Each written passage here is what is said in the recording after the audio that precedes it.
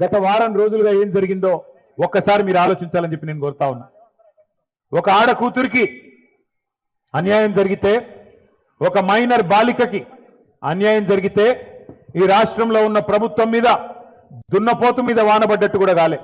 ఇటు కాంగ్రెస్ నోరు మూసుకున్నది, అటు చేసిన వాళ్ళు, తప్పు చేసిన వాళ్ళు బీజేపీ వాళ్ళు కాబట్టి వాళ్ళు కూడా నోరు మూసుకుని ఉన్నారు. కొట్లాడింది ఎవరు? కొట్లాడింది ఎవరు? నిలబడ్డది ఎవరు? అల్టిమేట్ గా తెలంగాణలో ఎవరికి ఏ సమస్య వచ్చినా మళ్ళీ నిలబడి కలబడేది ఎవరు? గట్టిగా చెప్పాలి, వినబడతలేదు. కేసీఆర్ గారి బృందమేనా? కేసీఆర్ దళమేనా? మళ్ళీ నిలబడేది, కలబడేది, గొంతు విప్పేది, కొట్లాడేది మళ్ళీ మనమే. ముఖ్యమంత్రి, కేంద్ర మంత్రి ఇద్దరు కుమ్మక్కై ఆ అమ్మాయికి అన్యాయం చేయాలనుకున్నా ఆ తల్లి తండ్రి వెనుకకు తగ్గలేదు. కామాంధుడి చేతిలో విలవిలలాడిన అమ్మాయికి న్యాయం చేయాలని చెప్పి ఆ తల్లి తండ్రి చేసిన పోరాటం, దానికి అండగా మన బీఆర్ఎస్ పార్టీ మహిళల నాయకత్వం, మన బీఆర్ఎస్ పార్టీ మహిళా బృందానికి కూడా గట్టిగా చప్పట్లతో మీరు అభినందనలు చెప్పాలి.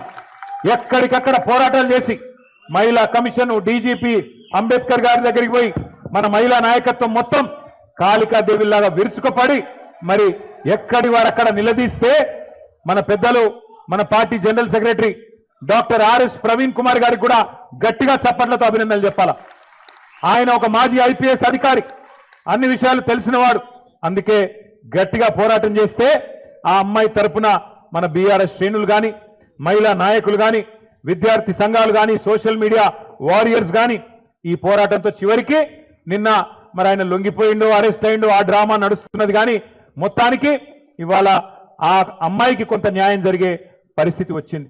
ఇవాళ నేను ఒకటే అడుగుతా ఉన్నా ప్రధానమంత్రి మోడీ గారిని, అయ్యా మీరు అంటున్నారు బేటీ బచావ్ బేటీ పడావ్ అంటున్నారు, కేవలం నినాదాలకే పరిమితమైతే న్యాయం జరగదు. మోడీ గారు బహుశా భారతదేశంలో మొట్టమొదటిసారి ఒక కేంద్ర మంత్రి కొడుకు మీద లుకౌట్ నోటీస్ ఇచ్చే పరిస్థితి వచ్చింది.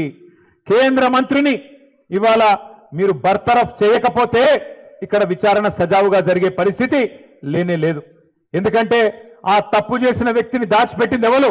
9 రోజులు ఎవరు దాచిపెట్టిండ్రు? ఆ కేంద్ర మంత్రి గారే కదా. ఇవాళ ఒక్కసారి దయచేసి ఆలోచన చేయండి. నిజంగా కూడా ఇలాంటి వ్యక్తులు పదవుల్లో కొనసాగుతూ ఉండడం అది తెలంగాణకే కాదు భారతదేశానికి కూడా అవమానకరం. మైనర్ బాలికకు అన్యాయం చేసింది కేంద్ర మంత్రి కొడుకైతే, మైనర్ బాలిక తల్లిదండ్రుల్ని భయభ్రాంతులకు గురి చేసింది స్వయంగా కేంద్ర మంత్రి. ఆయననే పిలిచి బెదిరించి వాళ్లను మరి ఇబ్బంది పెట్టే ప్రయత్నం చేసినారు. ఇంత తీవ్రమైన కేసును నీరుగార్చే ప్రయత్నం చేసింది ఈ రాష్ట్ర ముఖ్యమంత్రి.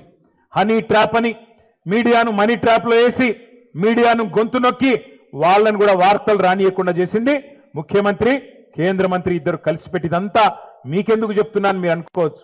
ఎందుకంటే ఒకటే ఒక్క డిమాండ్ మనందరిది ఈ సమావేశం ద్వారా, ఖచ్చితంగా కేంద్ర మంత్రి గారిని వెంటనే బర్తరఫ్ చేయాలని ఈ సమావేశం నుంచి మీ చప్పట్ల ద్వారా కేంద్ర ప్రభుత్వానికి మనం డిమాండ్ చేద్దాం.